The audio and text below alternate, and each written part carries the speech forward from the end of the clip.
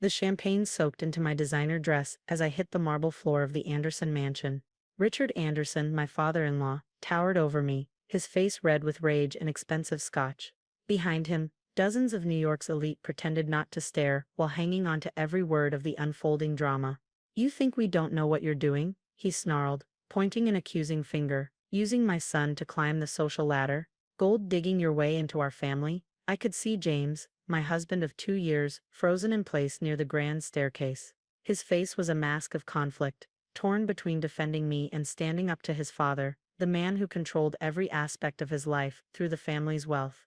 "Dad, please," James started. "Shut up," Richard snapped at him. "This little nobody from nowhere fooled you, but she doesn't fool me. I've had her investigated." A collective gasp rippled through the crowd. Mrs. Patterson, the biggest gossip on the Upper East Side, was practically salivating. I could already imagine how this story would spread through their social circles by morning. I slowly got to my feet, dignity intact, despite my ruined $12,000 Valentino. "Mr. Anderson, you're making a scene."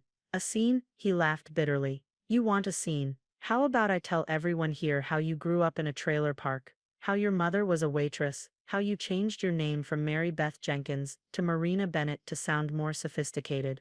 The whispers grew louder. I could feel their judging eyes, their smirks. These people had never accepted me anyway. I was always the outsider who'd somehow snagged the heir to the Anderson fortune. "You don't belong here," Richard continued, emboldened by the audience. "You never did. James will divorce you, and you'll go back to whatever hole you crawled out of." I glanced at James again. He was looking at the floor now, shoulders slumped in defeat. 2 years of marriage, and he still couldn't stand up to his father. I touched my wedding ring, a family heirloom that had never felt right on my finger. "You're right about one thing," I said quietly, slipping off the ring. "I don't belong here." I placed the ring on a nearby table, the soft clink somehow louder than all the whispers. "But you're wrong about everything else." "Get out," Richard roared, grabbing my arm. "Leave my son alone, gold digger." He dragged me toward the door, past the shocked faces of Manhattan's finest. Some looked away in embarrassment, others watched with barely concealed glee. James still hadn't moved from his spot. At the grand entrance, Richard gave me a final push. "Never show your face here again." I stumbled but caught myself. Straightening my spine, I turned to face the crowd one last time. A small smile played on my lips as I met Richard's hateful glare. "Goodbye then," I said softly, my voice carrying in the sudden silence. As the heavy doors slammed behind me, I pulled out my phone and sent a quick text. "Execute Plan B. Monday morning." What Richard Anderson didn't know was that while he'd been having me investigated, I'd spent 2 years quietly buying up shares in his hedge fund through various shell companies. His old-school arrogance had blinded him to the changing financial world, to the power of digital currencies and new investment strategies. He had no idea that the little nobody from nowhere had built her own fortune before ever meeting James, or that she'd been watching his company's weaknesses, waiting for the right moment. Walking down the mansion's steps, I heard the party resuming inside. Let them laugh and gossip tonight. Monday morning would change everything. My car was waiting at the bottom of the driveway. As I slid into the back seat, my assistant handed me a tablet displaying real-time market data. "Everything's in place," she said. "We own 51% of Anderson Capital Management." I nodded, watching the mansion disappear in the rearview mirror. "Book the main conference room for Monday, 9 a.m. sharp. Make sure all board members and major investors are present." "Already done." "And James?" I touched the empty spot on my finger where the ring had been. "His choice. But he better decide quickly." The car merged onto Park Avenue, leaving behind the world of old money and older prejudices. I'd played their game, worn their clothes, spoken their language. Now it was time to show them who I really was. Monday morning couldn't come soon enough. Monday morning arrived with the crisp certainty of a New York autumn. I stood before the mirror in my penthouse office, adjusting my black Armani suit. No more soft designer dresses or delicate pearls. Today was about power. The headlines were already circulating through the financial district. "Mystery investor takes control of Anderson Capital." The Wall Street Journal had picked up the story, and Bloomberg terminals across the city were lighting up with speculation. My phone buzzed, a desperate text from James. "What have you done? Dad's going crazy. Please call me." I ignored it, just like I'd ignored his 20 previous messages since Saturday night. The time for explanations was over. Now was the time for action. They're all assembled in the main conference room. my assistant Sarah informed me. Tablet in hand, Richard Anderson arrived 10 minutes ago, demanding to speak to the board chairman. Perfect. I checked my reflection one final time. Is everything else ready? SEC filings confirmed, legal team standing by, and security is in place. Oh, and that special delivery you requested, it just arrived. I smiled, picking up a small velvet box from my desk. Inside was Richard Anderson's precious family ring, the one I'd left on the table Saturday night. Have someone return this to him during the meeting. Timing is everything. The elevator ride to the conference floor was silent. 2 years of careful planning had led to this moment. I'd built my first fortune in tech startups before I ever met James, but the Andersons had been too wrapped up in their old money arrogance to even Google me. They'd assumed I was just another social climber, never bothering to look beneath the surface. Their mistake. The conference room doors opened, and I paused for a moment, taking in the scene. 20 of New York's most powerful financial players sat around the massive table, with Richard Anderson at the far end, his face already turning that familiar shade of purple. What is the meaning of this? He bellowed, standing up. How dare you? Please sit down, Mr. Anderson.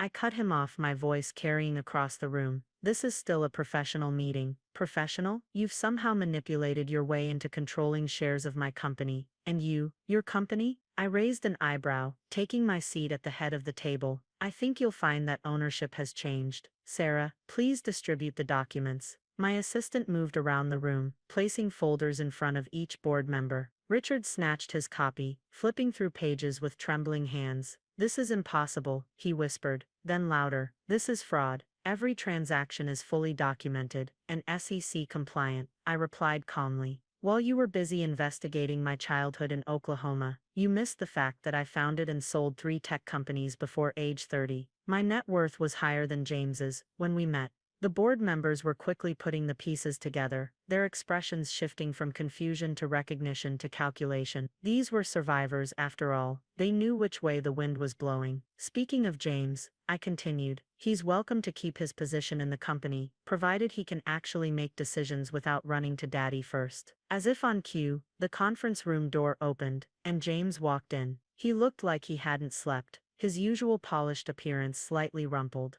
Marina, he started, I'm so sorry about Saturday. I should have. Take a seat, James, I interrupted. We can discuss personal matters later. This is business. Richard slammed his hand on the table. This is outrageous. The Anderson family has controlled this fund for 3 generations. You can't just actually. I can and I have. I nodded to Sarah, who stepped forward with the velvet box. Oh, and you can have this back. It never really suited me. The ring landed in front of Richard with a soft thud. The board members watched the exchange like spectators at a tennis match, already adapting to the new power dynamic. Now, I continued, opening my own folder, let's discuss the future of Anderson Capital. First order of business. Rebranding. I'm thinking Bennett Global Investments has a nice ring to it. You can't erase decades of Anderson legacy. Richard's face was now approaching dangerous levels of red. Watch me. I smiled, the same small smile I'd given him on Saturday night. Unless, of course, you'd prefer to tender your resignation now. I hear Goldman is always looking for experienced managers. Entry level, of course. The room fell silent.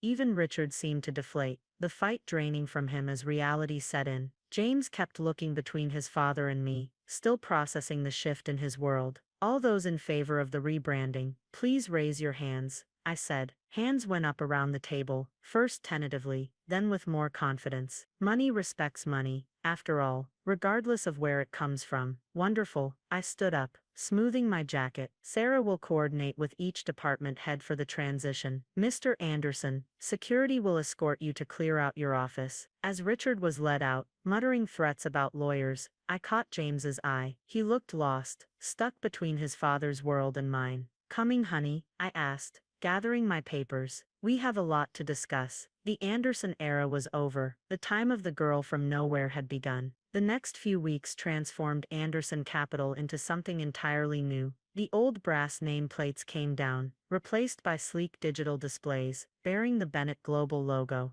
Richard's dark mahogany and leather aesthetic gave way to glass, chrome, and state-of-the-art trading terminal. I sat in my new office, formerly Richard's sacred domain, reviewing the latest performance reports. Our aggressive push into cryptocurrency and AI-driven investments had already yielded impressive returns, shocking the old guard who'd relied on traditional strategies for decades. A knock at the door interrupted my analysis. James stood there, looking more like himself again in a perfectly tailored suit. "The Tokyo merger call is in 5 minutes," he said, hovering in the doorway. "And Dad's lawyers sent another proposal." I gestured for him to sit. Since the takeover, James had surprised me by stepping up, finally showing the business acumen that his father's domineering presence had always suppressed. Our personal relationship remained complicated, but professionally he was proving his worth. "Let me guess," I said. "Richard wants to retain voting rights on the board, in exchange for dropping the lawsuits." James nodded, loosening his tie slightly. "He's running out of options. The SEC investigation cleared us completely, and his old contacts are all jumping ship to work with you. I mean us." "There is no us yet, James." I leaned back in my chair. "You still haven't made your choice." The night of the takeover, we'd had a long conversation in this very office. I'd given him 3 options: divorce me and leave the company, stay married and work together as equals, or maintain a professional relationship only. 2 weeks later, he was still deciding. "I know," he sighed. "It's just complicated. Dad's not just angry anymore, he's broken. Mom says he barely leaves his study. The same study where he spent hours digging into my past instead of actually getting to know me." I kept my voice neutral. "The same study where he planned how to humiliate me at that party." James flinched. I should have stood up to him that night. "Yes, you should have." I checked my watch. "Tokyo's waiting. We can discuss your father's proposal later." The merger call went smoothly. Another old money institution, accepting the new reality. As we wrapped up, my assistant Sarah appeared with urgent news. "Richard Anderson is in the lobby," she announced. "He's demanding to see you. Security's standing by." I exchanged looks with James. "Send him up. Let's end this." Minutes later, Richard stormed in, looking considerably less polished than during his reign. His expensive suit was slightly rumpled, his face haggard from sleepless nights. "Satisfied with yourself?" he spat. "You've destroyed everything my family built." "On the contrary," I replied calmly, "I've evolved it. Your fund was losing ground to digital traders. Another 5 years, and you'd have been obsolete. We had tradition, dignity. You had arrogance and blind spots." I pulled up our latest performance charts. "We're up 40% since the takeover. Your investors are thrilled. The only thing damaged here is your ego." Richard turned to James. "Son, you can't let this continue. The Anderson name has held me back long enough." James interrupted, standing straighter. "Marina's right, Dad. We were falling behind. I tried to tell you about blockchain and AI integration, but you never listened. So you're choosing her." Richard's voice cracked. "Over family. I'm choosing the future." James moved to stand beside my desk. "And if you'd bothered to really know Marina, you'd have seen she's exactly what this company needed." I kept my expression neutral, but something warm flickered in my chest. Maybe there was hope for James after all. "Here's what's going to happen," I said, sliding a document across the desk. "You'll retire quietly with a generous pension. The Anderson name will remain on selected legacy funds. In return, you drop all litigation and public attacks. And if I refuse, then I release the audit showing how you've been manipulating fund allocations to favor your golf buddies." I smiled sweetly. "Did you think you were the only one who could run investigations?" Richard's face went through several colors before settling on a sickly gray. Without another word, he snatched the document and stormed out.